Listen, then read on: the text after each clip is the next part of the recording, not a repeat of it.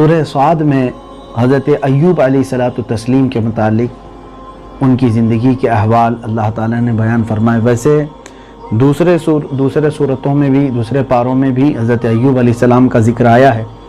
17ویں پارے میں سورہ انبیاء میں بھی میں نے عرض کیا تھا، اللہ تبارک و تعالیٰ نے ان کی تکلیفوں کے بعد ان کو جو نجات عطا فرمائی، صحت عطا فرمائی۔ ان کے علاوہ دوسرے اور بھی مقامات پر حضرت ایوب علیہ السلام کا مختصر ذکر ہے۔ ہوا یہ تھا کہ آپ حضرت ایوب علیہ الصلوۃ والتسلیم حضرت ابراہیم علیہ السلام کی اولاد میں سے ہیں، یعنی حضرت اسحاق علیہ السلام کے ایک بیٹے ہیں۔ اسحاق علیہ السلام کے آپ پوتے لگتے تھے۔ آپ کے والد کا نام اموس بتایا گیا ہے حضرت ایوب علیہ السلام کا، تو یعنی قریب کا زمانہ حضرت ابراہیم علیہ السلام کا۔ ان کے والد حضرت ابراہیم علیہ السلام پر ایمان لائے ہوئے لوگوں میں سے ہیں۔ تو حضرت ایوب علیہ الصلوۃ والتسلیم کو اللہ تبارک و تعالیٰ نے بے پناہ مال و دولت، انعام و اکرام سے نوازا تھا۔ آپ کے بہت سارے باغیچے تھے، جانور تھے، اولاد بھی بہت تھی۔ ایک روایت میں ہے کہ 7 بیٹے اور 7 بیٹیاں تھیں۔ بعد میں پھر آپ نے دوسرے نکاح کیے تو 27 بیٹے ہوئے تھے اور اتنی ہی بیٹیاں بھی۔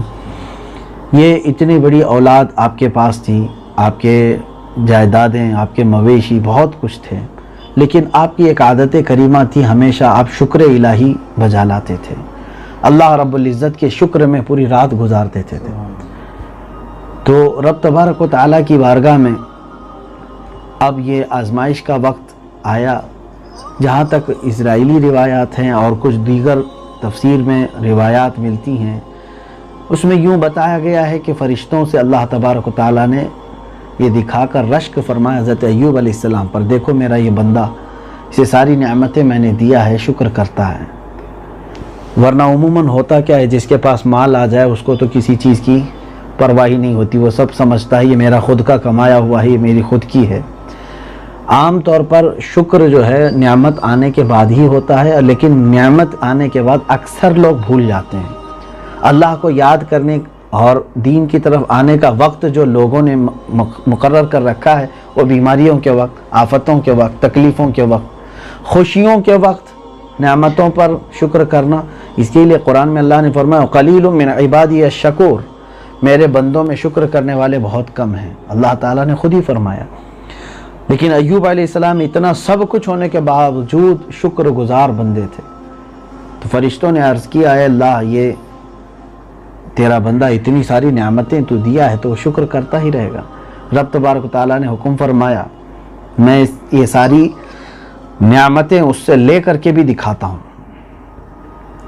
حضرت ایوب علیہ السلام، اب وہ آزمائش تھی، کیونکہ نبیوں کو اللہ تبارک و تعالیٰ نے جو آزمایا وہ عام انسانوں کی طرح نہیں ہے، اور نہ ہی ہم اس طرح کی آزمائش کو پار کر سکیں گے جو انبیاء اکرام کے ساتھ ہوئی۔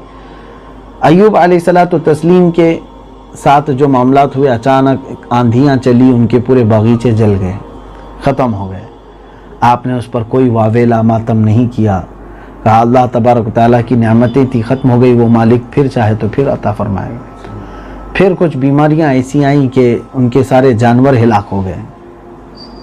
جانوروں کے بعد پھر آپ کی اولاد کے انتقال شروع ہو گئے۔ بعض میں ہے کہ روزانہ آپ کے کوئی نہ کوئی بیٹے کا انتقال ہوتا یا بیٹی کا، یا ایک ساتھ کئی بچوں کا انتقال ہونا شروع ہوا۔ آپ ہر انتقال پر الحمدللہ کہتے، رب تبارک و تعالیٰ مجھے صبر کرنے والے بندوں میں رکھے کہ جو اس نے دیا تھا وہ اسی کے پاس چلی گئی چیزیں، اولاد وغیرہ ساری چیزیں، حتیٰ کہ آپ کے اوپر جو اب آخری آزمائش آئی وہ بیماری کی، آپ بیمار ہوئے، ایسے بیمار کے بخار زدہ۔ تفاسیر میں آپ کی شان میں تو کچھ الگ باتیں بھی آئی ہیں، جو من گھڑت باتیں کچھ لوگوں نے اس میں ملا دی ہیں، کچھ مقررین واعظین نے، کہ آپ کے جسم میں کیڑے پڑ گئے تھے، معاذ اللہ رب العالمین۔ نبیوں کی شان میں ایسے جملے کہنا جائز نہیں ہے۔ اللہ تعالیٰ نے اپنے کسی بھی نبی کو ایسے عیب والی بیماری نہیں دی جس سے لوگ گھن کرتے ہوں، نفرت کرتے ہوں۔ ہاں بیمار تو ہوئے تھے، آپ کا جسم پک گیا تھا۔ تفسیر ابن کثیر کے حوالے سے موجود ہے کہ گوشت جھڑ جاتا تھا آپ کا، اگر آپ کھڑے ہوتے تو گوشت کٹ کر کے گر جاتا تھا، ہڈیاں جسم پر باقی رہ گئی تھی، بستر پر سلاتے اور اٹھاتے تو چمڑی بستر پر لگی رہتی۔ ایسے حالتوں میں جبکہ آپ کی عمر مبارک 70 سال کی تھی، آپ کے خیش و اقارب رشتہ دار سب دور دور ہو گئے اور سوائے آپ کی ایک خاص زوجہ محترمہ آپ کی بیوی کے کوئی نہیں رہتے۔ ان کا نام تفسیر میں الگ الگ ہے، ایک میں رحمہ بتایا گیا ہے، بی بی رحمت جس کو ہم کہتے ہیں، اور ایک میں افراہیم بتایا گیا ہے، اور وہ حضرت یوسف علیہ السلام کی اولاد میں سے تھیں۔ ان کی بیوی بڑی وفاشیار خاتون ہیں تاریخ میں، وہ نہیں چھوڑی اپنے شوہر کو۔ ہونا یہی چاہیے کہ ہم جو شادی کے بندھن میں بندھتے ہیں، خوشی اور غم دونوں کو ہم نے ایکسیپٹ کیا ہے، چاہے وہ مرد کی طرف سے ہو یا عورت کی طرف سے۔ عورت اگر بیمار ہو جائے تو مرد کو چاہیے کہ اس کی دیکھ بھال کرے اور اس کا علاج کرے اور اس کی تیمارداری کرے، نہ یہ کہ اس کو میکے میں چھوڑ کر کے اپنے عیش کرے۔ اور اسی طرح اگر شوہر اس طرح سے اچانک بیمار ہو جائے تو عورت جس طرح اس کے اچھے دنوں میں اس کے ساتھ تھی، اس کے کمائے ہوئے پیسوں سے کھاتی پیتی تھی، اب اگر اس کے اوپر مصیبت آئی ہے تب بھی ایک نیک اور با اخلاق عورت کی عادت یہ ہونی چاہیے کہ وہ اپنے مرد کے ساتھ کھڑی رہے، بیماریوں میں بھی صبر کرے۔ حضرت ایوب علیہ السلام کی بیوی قائم رہی، یہاں تک کہ تکلیف دیکھی نہیں جاتی تھی تو وہ آ کر کے کہنے لگی، اے اللہ کے نبی ایوب علیہ السلام، آپ اللہ کے نبی ہیں، دعا کریں رب تعالیٰ کی بارگاہ میں کہ یہ سب ختم ہو جائے۔ حضرت ایوب علیہ السلام نے پہلے تو یہ کہا، 70 سال اس نے مجھے صحت پر رکھا، کیا میں 70 سال بیماری پر صبر نہیں کر سکوں گا؟ یعنی اگر دیکھا جائے انصاف کا تقاضا یہ ہے کہ 70 سال اس نے خوب خوشیوں میں رکھا ہے، اب اگر مصیبت آئی ہے، سال 2 سال کی ہے، تو کیا اسی میں ساری چیزیں کہوں؟ مجھے حیا آتی ہے اللہ کی بارگاہ میں۔ حالانکہ صحت مانگنا کوئی حیا کی بات نہیں ہے، لیکن وہ انبیاء کا مقام ہے کہ وہ صبر کے مراحل سے گزر رہے تھے۔ پھر وقت ایسا آیا کہ آپ کی تکلیفیں بڑھتے بڑھتے اب حضرت جو بی بی رحمت ہیں، حضرت ایوب علیہ السلام کی جو زوجہ محترمہ ہیں، وہ علاج کے لیے پریشان تھی۔ انہوں نے بازار میں ایک حکیم کو دیکھا جو علاج کے لیے اعلان کر رہا تھا کہ میں ہر ایک کا علاج کرتا ہوں۔ ادھر حقیقت ابلیس لعین تھا، شیطان تھا۔ یہ اس کے پاس چلی گئیں، اپنے شوہر کی بیماری بتائی تو اس نے کہا میں علاج کر دوں گا، بس تیرے شوہر سے کہہ دے کہ ایک بار میرے لیے سجدہ کر دے صحیح ہو جانے کے بعد، صحیح ہونے کے بعد، یا یہ کہے کہ میں ہی شفا دینے والا ہوں۔ آپ آئی، حضرت ایوب علیہ السلام سے کہا کہ آپ کا علاج ممکن ہے، ہو جائے گا ابھی علاج، آپ خوف نہ کریں۔ تو حضرت ایوب علیہ السلام نے کہا ہم معاوضہ اس کو کیسے دیں گے، اجرت کیسے دیں گے، ہمارے پاس کہاں ہے، ابھی مال وغیرہ کوئی چیز نہیں رہ گئی۔ تو انہوں نے کہا بیوی نے کہ آپ نہ گھبرائیں، وہ حکیم بڑے نیک ہیں، انہوں نے کچھ لینے سے منع کیا ہے، بس آپ جب صحیح ہو جائیں تو سجدہ کریں ان کے لیے۔ وہ اللہ کے نبی تھے، سمجھ گئے۔ آپ نے اسی وقت بستر پر ہی قسم کھا لی، کہا کہ اگر میں صحت مند ہو گیا تو 100 کوڑے تجھے ماروں گا، کہ تو ایک ابلیس لعین کے پاس گئی تھی، شیطان مردود کے پاس گئی تھی، وہ کوئی حکیم نہیں ہے، طبیب نہیں ہے۔ انہوں نے معافی طلب کی۔ یہ ہوتا ہے دین پر استقامت کا جذبہ، ایمان اس کو کہتے ہیں کہ ہم موت کے منہ میں بھی ہوں اور اگر شیطان ہمارے سامنے آ کر علاج کی بات کہے اور بدلے میں کہے کہ تو اپنے خدا اور رسول کو چھوڑ کر میری طرف آئے، تو سچا مومن اپنی جان دے دے گا لیکن اس کی عبادت نہیں کرے گا۔ ایمان کا تقاضا یہی ہے۔ یہاں اکثر دیکھنے کو یہ ملتا ہے، تھوڑا بچہ بیمار ہو گیا تو کسی پتھر کے پاس چلے گئے، جھاڑ کے پاس چلے گئے، اس کو تیل ڈالا، اس کو دھاگا باندھا۔ یہ تمام چیزیں میرے عزیزو، خدا وحدہ لا شریک کے علاوہ دوسرے مخلوقات کی طرف اس طرح حاجت کے لیے کہنا، یعنی ان کو خدا سمجھ کر کے، یہ شرک ہے۔ ہاں، اللہ کے محبوب بندے مدد ضرور کرتے ہیں، لیکن ان کا طریقہ الگ ہے کہ وہ اللہ کی اجازت سے کرتے ہیں۔ اب ہونا یہ چاہیے کہ ان ایام میں ہماری آزمائش چل رہی ہوتی ہے، شیطان کسی نہ کسی بھیس میں تمہارے پاس آتا ہے اور تمہارا ایمان لوٹنے کی کوشش کرتا ہے۔ ہو سکتا ہے بیماریوں میں تمہیں پیشاب پلا کر کے صحیح کرنے کی بات کرے کوئی آ کر کے، اور ہوا بھی ہے ایسے، اور تمہاری بیماری بظاہر ایسے لگے گی صحیح ہو گئی، تاکہ تمہارا یقین پختہ ہو جائے کہ پیشاب میں شفا ہے۔ ابلیس لعین تھوڑی دیر کے لیے اس بیماری پر پردہ ڈال کر کے تمہارا یقین ختم کرنا چاہتا ہے، ایمان سلب کرنا چاہتا ہے۔ ان اوقات میں ہمیشہ صبر ساتھ رہے، یہ یقین رہے کہ بیماری مجھے میرے رب کی طرف سے آئی ہے، شفا بھی میرے رب کی طرف سے آئی۔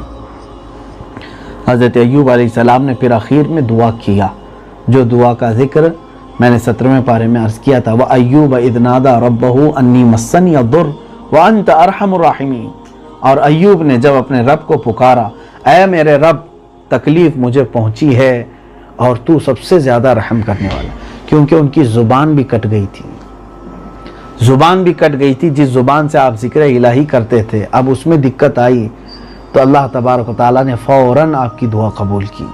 فَاسْتَجَبْنَا لَهُ وَكَشَفْنَا مَا بِهِ مِن ضُرٍّ، اللہ فرماتا ہے ہم نے اس کی فوراً دعا قبول کی اور جو کچھ بھی تکلیف تھی انہیں وہ دور کیا۔ کس طرح سے؟ اللہ تعالیٰ نے فرمایا اپنا پیر زمین پر مارو، ارکض برجلک ھذا مغتسل بارد وشراب، یہ 23ویں پارے میں ہم نے تلاوت کیا ہے سورہ صاد میں۔ اللہ نے فرمایا اپنا پیر زمین پر مارو تو دیکھا کہ ایک چشمہ جاری ہو گیا ہے، صاف ستھرے پانی کا ایک چشمہ، اور آپ کو حکم ہوا کہ اس میں آپ غسل کر لیں۔ حضرت ایوب علیہ السلام کو اس پانی سے جیسی غسل کروایا گیا فوراً آپ نے دیکھا کہ جسم پورا کا پورا صحت مند ہے، سلامت ہے، کوئی بیماری کے آثار تک نہیں، حتیٰ کہ ان کی بیوی جب قریب آئی تو وہ ڈر کر کے پیچھے چھپ گئی کہ کوئی اجنبی یہاں آیا ہوگا۔ حضرت ایوب علیہ السلام نے ان کو پکارا نام لے کر کے تو گھبرانے لگی کہ کون اجنبی ہے۔ حضرت ایوب علیہ السلام نے کہا کیوں خوف کرتی ہے، میں تیرا شوہر ایوب ہوں۔ کہا بیماری کہاں ہے، جسم جیسا ہو چکا تھا اب ویسا نہیں ہے۔ تو حضرت ایوب علیہ السلام نے کہا یہ میرے شافی خدا کی قدرت ہے کہ چاہے جسم ٹکڑے ہو جائے جب وہ شفا دینے پر آئے تو پہلے سے بہتر جسم عطا فرماتا ہے۔ اس کے بعد ایوب علیہ السلام کو یہ بھی حکم ہوا کہ آپ دوسرا پیر زمین پر مارے، آپ نے دوسرا پیر زمین پر مارا۔ اب قرآن کہتا ہے وَوَهَبْنَا لَهُ أَهْلَهُ وَمِثْلَهُمْ مَعَهُمْ رَحْمَةً مِنَّا، ہم نے ان کی جتنی اولاد اور جتنا مال گیا تھا وہ سب کا سب انہیں واپس پھر سے لوٹا دیا۔ پھر ان کو اللہ تبارک و تعالیٰ نے وہ اولاد عطا کی، مال بھی، حتیٰ کہ وَمِثْلَهُمْ مَعَهُمْ رَحْمَةً مِّنْ عِنْدِنَا، اللہ فرماتا اتنا ہی ڈبل اور ہم نے اپنی رحمت سے انہیں عطا کیا۔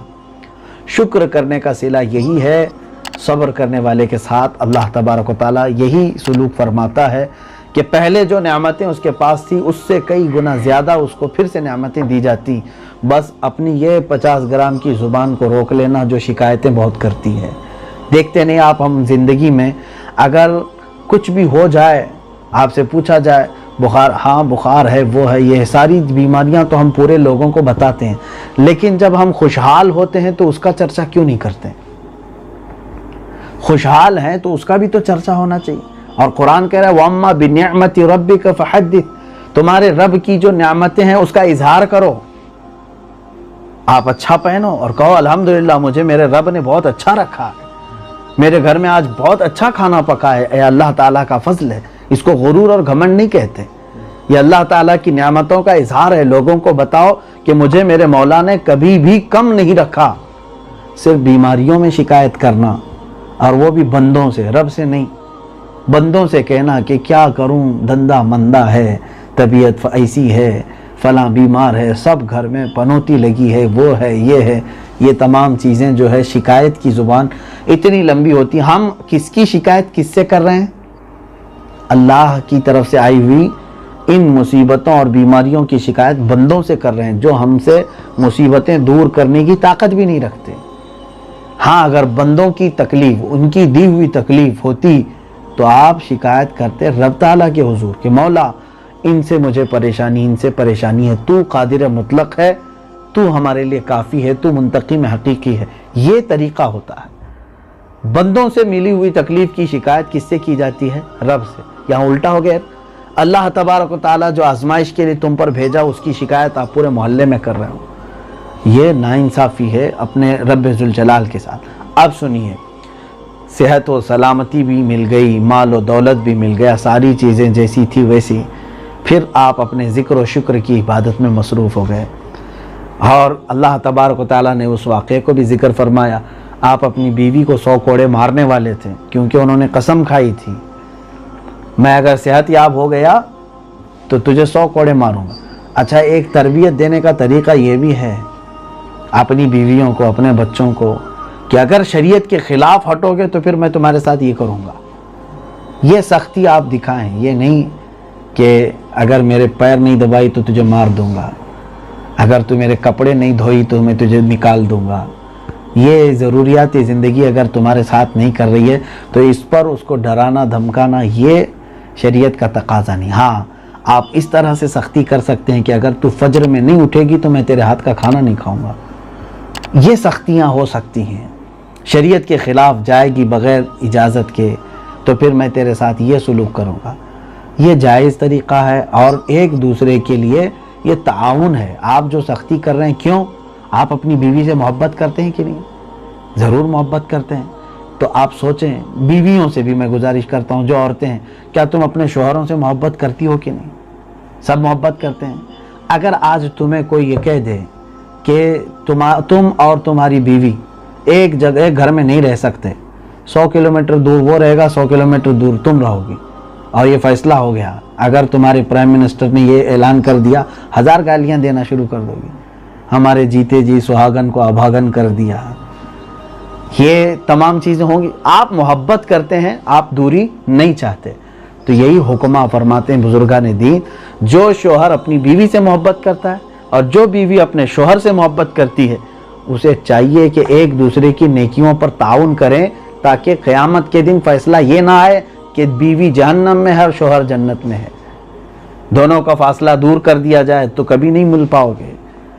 حکم یہ آ جائے کہ ایک دوسرے دونوں فجر کے لیے ایک دوسرے کو اٹھاتے تھے، دونوں مل کر کے نمازوں میں ایک دوسرے کا تعاون کرتے تھے، مولا بخشش کا اعلان بھی فرمائے اور دونوں کو ساتھ جنت عطا کریں، یا تو پھر دونوں دوزخ میں چلے جائیں، اللہ نہ کرے، تاکہ وہاں ایک دوسرے کا عذاب قریب قریب سے دیکھ سکیں گے۔ اگر یہ خواہش ہے تو وہ ان کی مرضی ہے، لیکن میں یہ چاہتا ہوں کہ اگر کوئی مرد نماز کا پابند ہے تو اپنی بیوی کو اس کے ساتھ اصلی محبت یہ ہے کہ اسے بھی نماز کا پابند بنائے، تاکہ ساتھ میں وہ جنت میں لے جا سکے۔ کہیں ایسا تو نہیں کہ وہ پیچھا چھڑانا چاہتا ہو، یہاں جتنے دن رہی وہاں تو اب ہو رہے ہیں ہمارے لیے، چھٹی مل جائے۔ اگر حقیقت میں اپنی بیوی سے محبت کرتا ہے تو اسے نیکیوں پر اس کا تعاون کرے، برائیوں سے اور فواحشات سے اسے روکے، یہ حقیقت میں یہ محبت ہے۔ اگر آپ سختی بھی کر رہے ہوں، یہ محبت ہے آپ کی کہ میں تجھے چھوڑ کر کے جنت میں نہیں جاؤں گا، اس لیے میں تیرے ساتھ یہ سختی کر رہا ہوں، تو میرے ساتھ جنت میں جائے گی۔ یا عورت اپنے شوہر کو نیکیوں کی طرف راغب کر رہی ہے تو یہ سمجھ لو کہ وہ اس کی حقیقی محبت ہے اس کے ساتھ، کہ وہ جنت میں ساتھ لے جانا چاہتی ہے۔ بہرحال حضرت ایوب علیہ الصلوۃ والتسلیم نے جو سختی دکھائی تھی کہ تو ابلیس کے پاس کیسے چلی گئی میرا علاج لینے کے لیے، تجھے معلوم نہیں کہ سجدہ اللہ کے علاوہ کسی کو روا نہیں۔ تو حضرت ایوب علیہ السلام جب کوڑے مارنے والے تھے 100 کوڑوں پر، تو پھر عورت کی حالت کیا ہونی ہے؟ اللہ تعالیٰ نے جبرائیل امین علیہ السلام کو بھیجا ایک کاڑیوں والی جھاڑو دے کر، جس میں 100 کاڑیاں تھیں، اور اللہ نے فرمایا وَخُذْ بِيَدِكَ ضِغْثًا فَاضْرِب بِهِ وَلَا تَحْنَثْ، اس جھاڑو کو لے کر کے ایک بار اپنی بیوی کو مار دو اور تمہاری قسم کا کفارہ ہو گیا۔ یعنی 100 کوڑے مارنے کی جو بات کہی تھی وہ 100 کاڑیوں سے ایک بار مارو، یہ اللہ تعالیٰ کی رحمت ہے عورت پر، کہ اگر شریعت پر دونوں چلنے کا عزم کرتے ہیں تو اللہ تعالیٰ ویسی سہولتیں بھی اتارتا ہے۔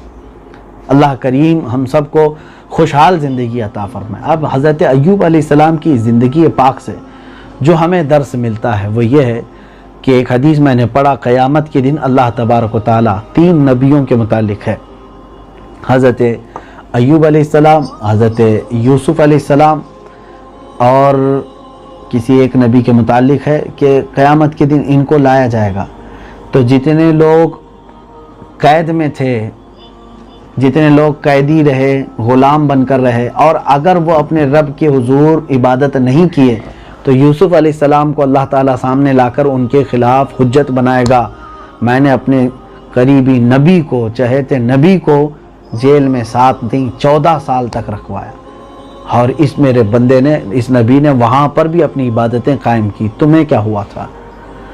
اور اسی طرح سے بیماروں کو جو شکایت کرتے تھے اور بیماریوں میں اللہ کے حضور الٹی سیدھی باتیں کرتے تھے، قیامت کے دن ان سب کو سامنے کر کے ایوب علیہ السلام کو لایا جائے گا اور فرمایا جائے گا کہ ایوب علیہ السلام کی بیماریاں ایک طرف، پوری دنیا کی تمہاری بیماریاں ایک طرف، ان کو سب تکلیفیں دی گئی پھر بھی یہ اللہ اللہ کہتے تھے، رب تبارک و تعالیٰ کا شکر بجا لاتے، اور تمہیں تمہارے لیے کیا مسئلہ تھا؟ تو وہ حجت بنا کر کے لائے جائیں گے اتمام حجت کے لیے۔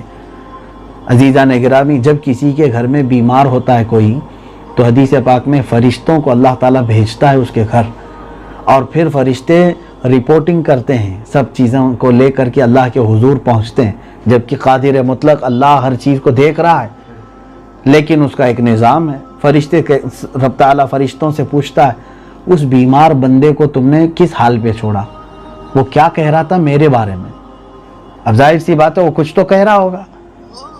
اگر فرشتے کہتے ہیں کہ اے اللہ ہم اس بیمار کے گھر گئے تھے، وہ تو بڑی شکایتیں کر رہا تھا کہ تو نے اس کے اوپر ظلم کر دیا، فلاں کر دیا، سارے لوگ اچھے ہیں، میں نماز پڑھ کر کے بھی بیمار ہوں، میں نیکیاں کر کے بھی بیمار ہوں۔ اللہ تبارک و تعالیٰ فرماتا ہے فرشتوں تم گواہ ہو جاؤ، اس نے میرے متعلق جیسا گمان کیا اب میں اس کے ساتھ ویسا ہی سلوک کروں گا۔ اور کسی گھر سے فرشتے جاتے ہیں اور کہتے ہیں اے مولا وہ بستر پر لیٹا تھا لیکن تسبیح بیان کر رہا تھا، تیرا شکر بجا لا رہا تھا، اور یہ کہہ رہا تھا میرے گناہ میری بیماری سے بھی زیادہ ہیں، لیکن مولا کا فضل ہے کہ کم بیماریاں مجھے دیا ہے۔ رب تعالیٰ فرماتا ہے فرشتوں تم گواہ ہو جاؤ، اب میں اس کو اس کے بدن میں موجود خون سے بہتر خون دوں گا، اس کے جسم میں موجود گوشت سے بہتر گوشت دوں گا، اور پہلے جو اس کی زندگی تھی اس سے بہتر زندگی اسے عطا کروں گا۔ بیماری کے بعد اٹھتا ہے بندہ تو اللہ تعالیٰ نہ جانے کتنے گناہ تو ویسے ہی اس کے نکال دیتا ہے، کفارہ بنا دیتا ہے۔ بیماری کے بستر سے اٹھنے کی شرط یہ ہے کہ وہ اللہ کی بارگاہ میں شکایت نہ کیا ہو، رب قدیر کے حضور کچھ اول فول نہ بکا ہو۔ یہ ہماری آزمائش کا وقت آتا ہے، جب کبھی بیماری آئے تو سب سے پہلی چیز یہ ہے کہ اپنے گناہوں کی طرف دیکھ لینا۔ اگر ہم کاؤنٹ کریں تو ہمارے گناہ بہت زیادہ ہوتے ہیں اور مصیبت بہت کم ہے، تو اسی وقت یاد کر لینا کہ اے مولا میرے گناہوں کے اعتبار سے اگر مصیبتیں آتی تو روزانہ ایک نئی بیماری آنا چاہیے تھا۔ میرے آنکھوں کے گناہ کی وجہ سے ایک بیماری آتی، ہاتھوں کے گناہ کی بنیاد پر ایک الگ بیماری آتی، اور میں نے جو حرام کھایا لقمے معاذ اللہ رب العالمین اس کے متعلق الگ بیماری آتی، جہاں چل کر کے گیا اس کے بارے میں ہر عضو کے متعلق ایک الگ بیماری آتی۔ لیکن اللہ تبارک و تعالیٰ نے اس طرح سے تمہارے اوپر ایک ساتھ کئی بیماریاں نہیں نازل فرمائی۔ کبھی کبھار صحت تو زیادہ دن رہتی ہے، بیماری کم آتی ہے، تو اس کو جیسے ہی یاد کرو گے تمہاری بیماری ہلکی لگنے لگ جائے گی، ہلکی لگے گی۔ ہمیشہ یوں عرض کرو کہ اے قادر مطلق مجھے تو صحت کے ایام زیادہ رکھا ہے، بیماری کے ایام کم ہے، تیرا پھر بھی شکر ہے مولا، کیونکہ اس کی کائنات ہے، اس کی دنیا ہے، وہ جیسا چاہے تمہیں رکھے۔ اور اللہ تبارک و تعالیٰ کو شکر کرنے والے بندے بہت پسند ہیں۔ لَإِن شَكَرْتُمْ لَأَزِيدَنَّكُمْ، مولا نے فرمایا اگر تم شکر کرو گے تو میں تمہیں زیادہ عطا کروں گا۔ آخری بات یہ ہے، رسول کریم صلی اللہ علیہ وسلم کی حدیث پاک میں بنی اسرائیل کے وہ 3 لوگ جن کو اللہ تعالیٰ نے آزمائش میں رکھا، ایک اندھا، ایک کوڑھی، ایک برس کی بیماری والا، ایک گنجا جو بال بالکل نہیں تھے، 3 لوگ تھے، برس کی بیماری والا، ایک اندھا اور ایک گنجا۔ فرشتہ جو ہے ایک ان کے پاس آیا، پہلے اس گنجے کے پاس جس کے بال ہی نہیں تھے اور اس کو جگہ جگہ بیماریاں تھیں، اس سے پوچھا کیا چاہتا ہے تو؟ اس نے کہا میں یہ سب صحیح ہونا چاہتا ہوں، لوگ مجھ سے دور بھاگتے ہیں۔ فرشتے نے ہاتھ پھیرا، اس کے جسم پر بال آ گئے، خوبصورت ہو گیا، اور فرشتے نے اس کو جو ہے ایک اونٹ دیا، ایک اونٹنی، کہا اللہ تجھے اس مال میں برکت عطا کرے۔ وہ لیا اور پالنے لگ گیا، اونٹنی کے بچے ہوئے، بچوں کے بچے، بچوں کے بچے، کئی ہزار اونٹوں کا مالک بن گیا۔ دوسرا ایک اسی زمانے میں برس کی بیماری والا تھا، اس کے پاس بھی فرشتہ ایک عام انسان کی شکل میں گیا، اس سے بھی پوچھا تو اس نے کہا میری بیماری سے لوگ نفرت کرتے ہیں، میں غریب آدمی ہوں۔ فرشتے نے اس کے جسم پر ہاتھ پھیرا، اس کو سے اللہ تعالیٰ نے شفا دے دی، جسم بالکل صحیح، اور اس کو فرشتے نے ایک گائے دے دی، اس گائے میں بھی خوب برکت ہوئی، اتنی کہ وہ بھی گائے کا ریوڑ لے کر کے ایک میدان میں رہنے لگا، بڑا زمیندار۔ تیسرا ایک اندھا تھا جس کی آنکھیں نہیں تھی، اس کے پاس بھی فرشتہ گیا، اس نے بھی یہی خواہش کی کہ میرے آنکھیں نہیں، کاش آنکھیں ہوتی تو میں سب دیکھ سکتا تھا۔ اس کی آنکھوں پر فرشتے نے ہاتھ رکھا، اللہ نے اس کو بینائی عطا کی۔ فرشتے نے اسے ایک بکری دی، اس میں بھی بے پناہ برکت ہوئی۔ وہ بکریوں کا بہت بڑا مالک ہوا. یوں سمجھ لیں اس زمانے کے سب سے بڑے مال کی چیزیں میں بتا رہا ہوں. اونٹ ہے, گائے ہے, بکری ہے. اس زمانے میں آپ گاڑیوں کا کلیکشن جمع کرتے ہوں گے کہ جس کے پاس جتنی کاریں ہیں, اس زمانے میں جس کے پاس جتنے اونٹ ہیں اتنا بڑا سیٹ تھا. وہ کئی سالوں کے بعد وہی فرشتہ ایک فقیر کی شکل میں آیا. آ کر کے پہلے اس گنجے کے پاس کہا کہ اے میاں, آپ کو اللہ نے بہت دیا ہے, کچھ مجھے تمہارے اونٹوں میں سے دے دو. تو اس نے کہا ابھی وقت نہیں ہے, جاؤ بابا آگے جاؤ. پھر اس نے فقیر نے کہا کہ تمہیں یاد ہے پہلے تم گنجے تھے, لوگ تمہارے پاس آتے نہیں تھے, اور ہم نے سنا ہے کہ اللہ تعالیٰ کی طرف سے کوئی بزرگ آئے تھے جنہوں نے سب تمہیں مال بھی دیا, صحت بھی دی. وہ غصے میں آ گیا, کہا اس فقیر کو کی بدتمیزی دیکھو, یہ میرا پشتینی مال ہے, میرے باپ داداؤں سے ملا ہوا ہے مجھ کو. ہاں, باپ داداؤں سے یہ جائیدادیں میرے پاس آئی ہوئی ہیں, میں کب خراب تھا, میرا جسم پہلے سے صحیح سلامت ہے. تو فرشتہ جو ہے وہ فقیر کی شکل میں گیا تھا. وہاں سے نکلتے ہوئے اس نے کہا اگر تو اپنی بات میں سچا ہے تو ٹھیک ہے, میں اللہ کی بارگاہ میں کہتا ہوں کہ مولا یہ جیسا تھا پہلے ویسی کر دے. ترنت اسی وقت اس کے جسم کے پورے بال جھڑ گئے, جیسا تھا ویسی ہو گیا. گھن آئی اس کے جسم کو دیکھتے ہی, اور اس کے سارے اونٹ ایک ساتھ ہلاک ہو گئے. دوسرے کے پاس, اس برس والی بیماری کے پاس گیا, اس نے بھی ویسی جواب دیا, یہ میرے باپ داداؤں کا مال ہے, دینے سے انکار کیا. فرشتے نے اس سے بھی کہا اگر تو سچا ہے تو اللہ تجھے ویسا ہی کر دے جیسا پہلے تھا. دیکھا تو جگہ جگہ سے سفید داغ پورے جسم پہ نکل آئے, پوری گائے اس کی مر گئی, وہ جہاں تھا وہیں رہ گیا. اس اندھے کے پاس آیا فرشتہ فقیر کی شکل میں, اس سے کہا کہ بابا تم کو اللہ نے بہت دیا ہے, مجھے کچھ دے دو. کیا تمہیں یاد ہے تم پہلے نابینا تھے اور تمہیں کسی ایک بزرگ نے اپنا ہاتھ رکھ کر کے آنکھیں دی, تو اپنی کرسی سے اتر آیا, کہا کہ اے بندے تو سچ کہہ رہا ہے, میں نابینا تھا, مجھے لوگ نہیں ملتے تھے, نہ جانے کہاں سے ایک شخص آیا, اس نے اپنا ہاتھ رکھا, میری آنکھیں صحیح ہوئی. اللہ کا بڑا فضل و کرم احسان ہے. اور حقیقت میں تو کہہ رہا ہے کہ میرے پاس مال بھی نہیں تھا, آج بکریوں کا ایک بڑا ریوارڈ ہے.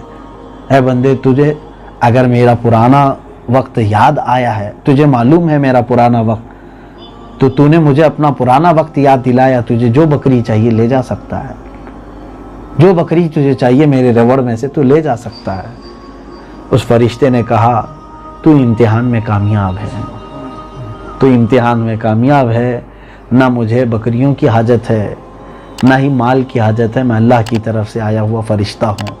اور اللہ تبارک تعالیٰ نے حکم فرمایا کہ اے میرے فرشتے, ان دونوں کو بھی جو مال دیا گیا تھا وہ سب اس سے کئی گنا زیادہ اس بندے کو دو, کیونکہ یہ کون ہے, شکر گزار بندہ ہے. جتنا اس کے پاس مال تھا اس سے کئی گنا بڑھا کر کے اس کو دیا گیا, صحت میں اضافہ. لئن شکرتم لازیدنکم, اگر تم شکر کرو گے تو اللہ فرماتا ہے میں زیادہ دوں گا. شکایت کرنا چھوڑ دو. اللہ کریم ہم کو شکر گزار بندوں میں بنائے. وآخر دعوانا الحمدللہ.